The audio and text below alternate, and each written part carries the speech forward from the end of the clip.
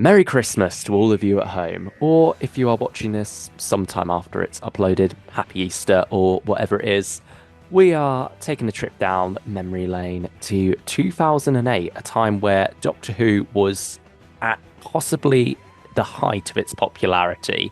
It was really up there. You had David Tennant as the Doctor, Catherine Tate just taking a nation by storm, really. And I think it was something that had become event television. Everyone seemed to be watching it. The toys were all over Toys R Us. Everywhere you looked, there was Doctor Who. And despite this momentum from Series 4, it almost seems like the next Doctor is the most forgotten of the Tennant specials. Not just Tennant Christmas specials, but even something like Planet of the Dead at least has a bit of infamy behind it. Whereas the next Doctor just sort of seemed to happen, really, which is crazy for something that had Cybermen in it, Victorian London, another Doctor, kind of, in David Morrissey, and yet it didn't quite seem to hit those same heights as Kylie Minogue and the Titanic in space, or Catherine Tate, Santa's a Robot.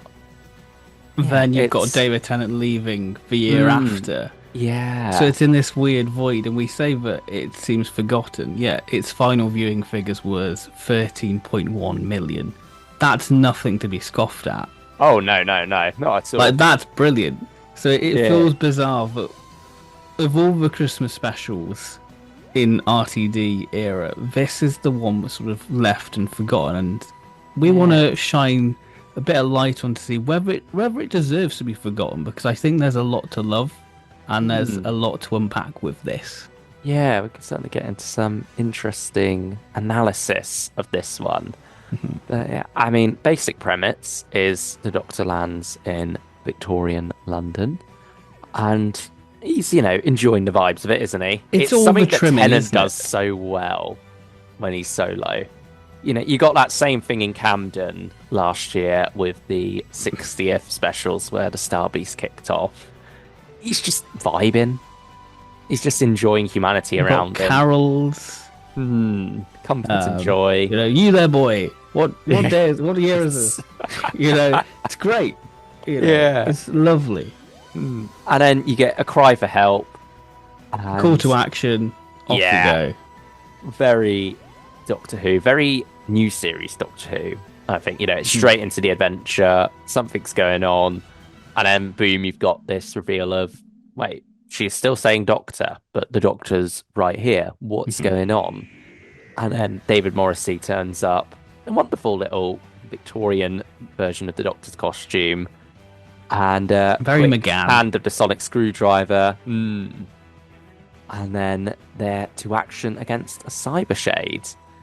And yeah, what a brilliant introduction for David Morrissey as the Doctor. Or in quotation marks there. Yeah. It's one of I think the shame with this story is because we had the cop-out regeneration. It kind of lessens David Morrissey's involvement, and we'll get onto the reveal of Jackson Lake later on. Yeah, but I mean, it's a fascinating idea from Russell at this time where David Tennant has announced he's leaving. Matt Smith isn't quite announced yet. I think he's cast by the time this comes out, I imagine. Yeah, January 2009. Matt's announced. So it's on the cusp. But yeah, we know David Tennant's on his way out, and suddenly you've got a special called The Next Doctor. So it very much feels like there could be a potential multi-Doctor story here, which is, instead of looking into the past for a Doctor to pair David Tennant up with, it looks to the future. And I mean, I can't remember how much I knew of it going into it, but it did very much feel like it was a real possibility that this is our next Doctor, as the title suggested. I don't know, but how much do you remember of that at the time? I just assumed that he was the next Doctor, and I think that was the exciting thing. And I think David Morrissey really took to it like Doctor Water, really, with it all. You just believed that presence of him just rushing in, The Sonic and the Alonzi, you're like, there's such conviction there. I think the whole premise of it, of this sort of future Doctor with, patches of his memory gone, it feels very comic book esque, because the Eighth Doctor comic run in the graphic novel Endgame, they did this. They committed to this bit of McGann became Nick Briggs' Doctor, and for a whole 6 months of comics, Nick Briggs was the Doctor, and it feels very much of that ilk, and sort of celebrating sort of the wilderness years of Doctor Who, I would say. Yeah, I think it's also, building off of what we had in Series 3 with, Human Nature, Family of Bloods. There's that possibility there. The story even leans into that with his fob watch. Yes. And the answer does end up being in the fob watch, which is a neat little twist there with the JL on it. Yeah, it does very much feel like it's building on that, which is neat. I think that's something that the RTD era did quite well often, was looking back on itself to build new mysteries. Well, it sort of knew that a lot of the audience would have seen that, so uses that knowledge to its advantage to sometimes double bluff you. Well, it feels very connected, even with the Cybermen crashing from the void into Victorian London. Then you've got the Dalek technology as well. Everything just is linked to the era wonderfully. It's so streamlined, and I like that a lot about it. Victorian London, perfect setting for a Christmas story, isn't it? Yeah. Very much leaning Christmas back to Carol, Charles Dickens days. Yeah, it's got all the trimmings, isn't it? This story, you've got the workhouses, and I think, a feast, and I think as well, just the steampunk nature of it really fits the Cybermen. Yeah. Like you almost wish they did a AirPods. bit more of a redesign to the Cybermen, roughed them up a bit and given them a bit more of a steampunk look. You get a little bit with the cyber shade with sort of the brass faceplate, don't you, really? Yeah, instead of the silver. Yeah, that's which I think is a really neat idea, sort of converting, animals, and you get these more sort of savage Cybermen. Ultimately, they do look a little bit more on the cheap side in terms of just putting it all in a furry coat. But... It's a Taran Wood Beast Cyberman, isn't it? I think that's the best way. It's a way to save on the budget a bit. Yeah. It works well enough. And there's so many wonderful set pieces with this story, I feel. I think the first half an hour of a story is just so pacey. Like, it's just bam, bam, bam, onto the next mystery. Yeah. And then... I mean, the whole of the Doctors getting to know each other while chasing / being pulled along by that cyber shade. It's a great way to get that exposition in there, but with a lot of oomph and fun. It's something that Russell often does very well, and it's certainly present here. And the way you sort of get that exposition with like the little flashbacks of the Cybermen and it being quite murky, it's really great. And sort of the play around with the regeneration in the dark, I love that within the story. Yeah, those flashback scenes are pretty neat. And then obviously you got Tennant there as well, so you're like to think, oh, this is the next Doctor. This is going to be his regeneration against the Cybermen somehow. Yeah, which is... it's all very nicely done there. And then, obviously, all the seeds are being sown for what the reveal eventually is, which then twists it all on its head. Which is... Shall we talk about that now? Because we talked about our next Doctor, our David Morrissey. Yeah. A lovely job. But there's a bit more to him, or is there a bit less? It's... quite an interesting idea, I think, to have this man go through trauma and then retreat to a almost fictional version of himself to make Is it a fugal state, they say? Yeah, fugue state, isn't it? Yeah. Where he's had these memories thrown at him from that cyber data stamp, and then believes he's a Doctor. I think that is a fascinating story. That could make an interesting Doctor-like story. Yeah, it would. And it almost feels a shame that it doesn't quite gel with the rest of the story at It times. doesn't commit to the bit. It sort of brushes over it, half an hour, and then you're back to sort of Jackson Lake. And I think one of the sad things with this story is once that reveal was done, Jackson Lake has no urgency in the story. He doesn't even save his son. No, it's the Doctor who saves his son. Would you think that would be a great moment for Jackson Lake? Yeah, or, he could have and probably should have gone up in the balloon. Mm-hmm. He should have been the one to do that. TARDIS. Yeah, because it was his TARDIS. Yeah. And he did say, eventually he will do it. You have that foreshadowing there in the story. But instead it ends up being the Doctor to do it. And he gets to not only defeat the Cyber King, but also is the one to dispose of it into the vortex. And Jackson Lake just sort of becomes an onlooker to that. He gets that nice moment of, getting all the people around to... Yeah, he gets that as well, doesn't he? Yeah. But even he's got that knowledge of the Doctor there, but he's not doing as much Doctorish things. Like, even though in the text of the story you have the Doctor saying to him, all that heroism and stuff, that came from you. That wasn't the data stamps, just information. Saving Rosita, that was him. But after that reveal, after he realizes who he is, he doesn't get to do as much of that. You get the neat moment where he saves the Doctor and Rosita using the overloaded cyber. Yeah.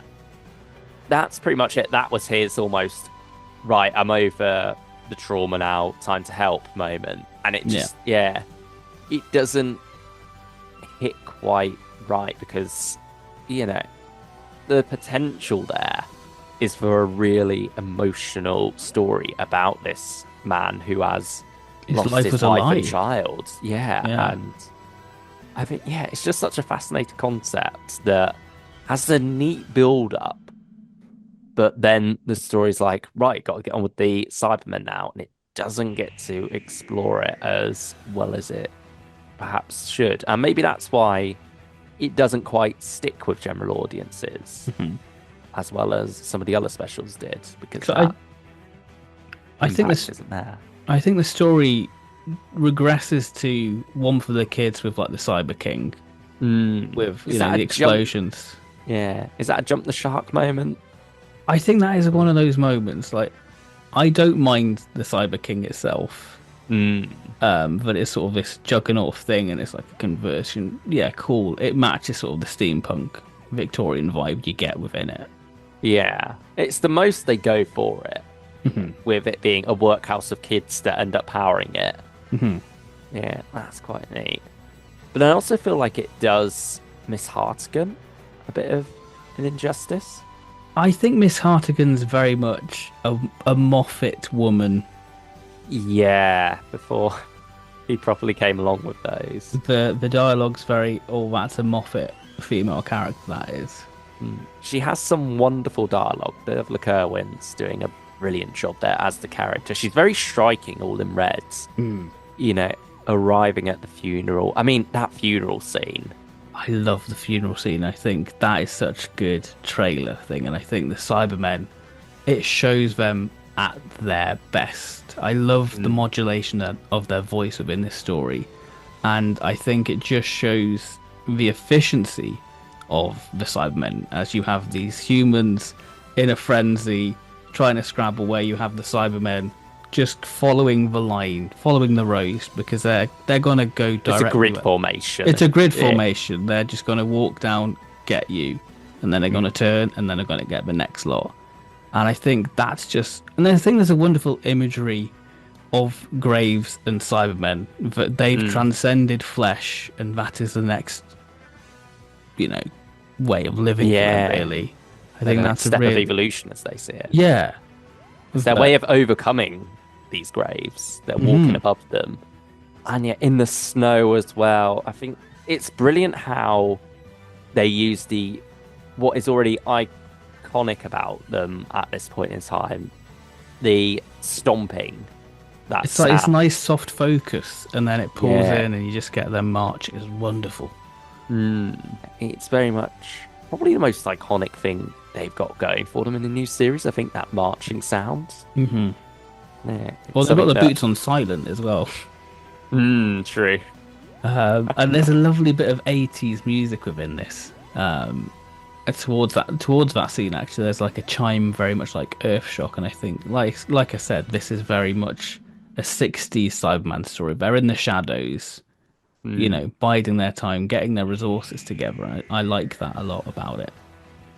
Yeah, I also love the design of the cyber leader in this. Cyber leader of Lord, yeah. Yeah. Yeah, is it Cyber Lord technically? I think technically it's a Lord. And I love that Miss Hartigan wraps her arm round. Yeah, that's a great little moment. I mean, Miss Hartigan, it seems like she's a bit of a confused character in terms of what they're trying to say with her. Because it very much seems like this is a woman who's been, shunned by men all her life, forced to do all the dirty work. But then at the same time, she's often very subservient to the Cybermen and is very much like, oh, you'll look splendid there. You'll be the Cyber King. Quite like a man, It almost, it seems like there's a bit of a muddled message there with her. They don't quite get what they're trying to say. And then suddenly she's powerful enough to overcome the cyber conversion, kind of retains her individuality while the Cyber King. It's something that falls a bit flat for me. It's, again, another concept here that doesn't feel quite fully formed and is second place to and more of an act. It feels very much riffing off Daleks in Manhattan and evolution of the Daleks. It's the Cyberman version of that going, how can we introduce like a new wave of Cybermen with this character Miss Hartigan in a way that they will have these emotions and that. It feels very similar to that beat. I suppose it's also a way of giving them a mouthpiece. Because you've got John Lumick in Rise of Cybermen, Age of Steel. Army of Ghosts / Doomsday. You've got Yvonne there as more of the villain of the first half of the story.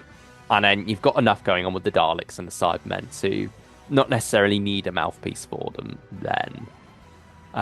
So it does very much seem like she's there partially because they're afraid to give the Cybermen the top dog spot. Yeah. Sort of similar to why Davros came along in the classic series. There was a bit of concern about whether the Daleks could carry all these swathes of dialogue and still be interesting. They were trying to do the same thing with the Cybermen here for a while. I mean, they did it with the Master linking those with the Cybermen, so I guess that sort of follows that pattern. Yeah, you don't often get to have the Cybermen speaking for themselves, particularly in a new series. No. Yeah, and I mean, with this only being a 1 hour story, the Cybermen, they have their moments. They have that brilliant graveyard scene. I think the attack on the doctors in the house is pretty neat. The cutlass, Yeah, that was quite fun. But overall, they do feel like set dressing sometimes. It's one for the kids, I feel, to get the kids on board. Yeah. Here's a Cyberman bit. It's a pretty straightforward plan. It feels like it's there more to serve the Jackson Lake storyline, but at the same time, that feels like it's dropped halfway through to serve the cyber storyline. So this story doesn't quite know where its priorities lie. Yeah. At times.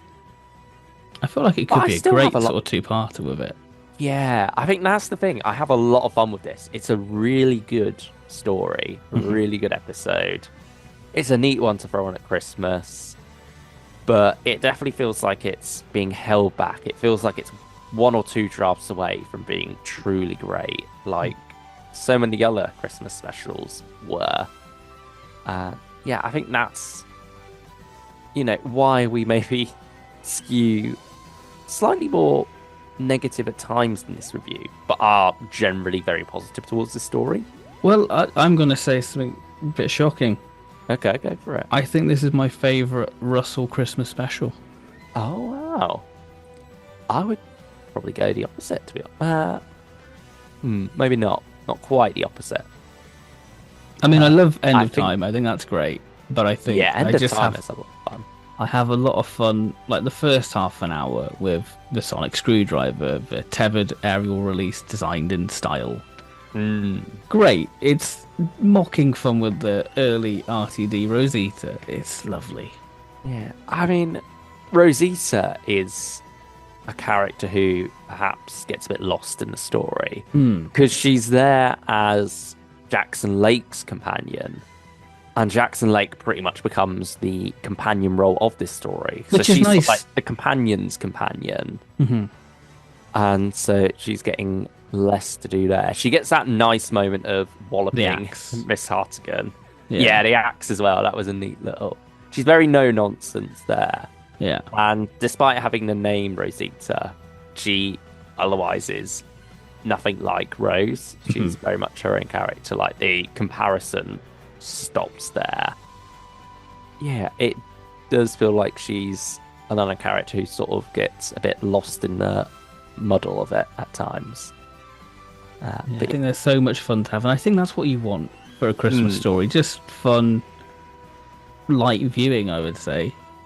Yeah, I think that's the thing. Fun light viewing, but it's also trying to do this story about Quite heavy, the yeah. trauma of this man who has lost his wife and child and has retreated into himself and fashioned this new personality as a hero. There's something not quite blending there as well as it should. Because I guess it's trying like the everyday man can be a hero, just like the Doctor. Yeah. It's got a message. It's got something it's trying to say. You just have to look a bit more into it to find that at times. But that doesn't stop it being a very fun ride. No. And I think it gets that very well. The direction is top notch, I'd say. Yeah. And brilliant sequences like the Cybermen in the snow. Overall, I think I do have a really good time watching this. I just know it could be better at the same time. Yeah, I see the fault, but it's one of those things where like it's Christmas, you can forgive it. It's got no bad scenes. No, no. What it does is very good, but what it could do is better. That's ultimately what I feel towards the next Doctor. I do really like it. It is one that I often come back to. But yeah, at the same time, you watch it sometimes thinking, what could have been? I mean, maybe it's just because of how much they had going on in Series 4 that this one just fell through the cracks a bit. Yeah, I guess with like the you've planning also of the other things, yeah. Yeah, you got to gear up for the special. But it is what it is. Yeah. What would you rate it out of 10? Oh, I'd give it a 9. I love it. I feel quite strongly about it. I really have a good time with it. I don't know why I just become that 10-year-old again, sitting down. No, Yeah, that's quite watching it. fair. I'd probably go 7.5. Okay. Yeah, solid fun rating. Yeah, maybe leaning towards an 8. I don't know. There we go. That's Yeah. the next Doctor. Or the one after, What? Yeah, there we go. as it were. Yeah, I mean, do share your further thoughts down Yeah. Is it a below. favourite? Join in with the discussion, the analysis. We'd love to read your comments. And we'll see you next time. If not, have a Merry Christmas. Enjoy Joy to the World. And we'll see you very soon. Take care, everyone. Merry Christmas, one and all. Merry Christmas.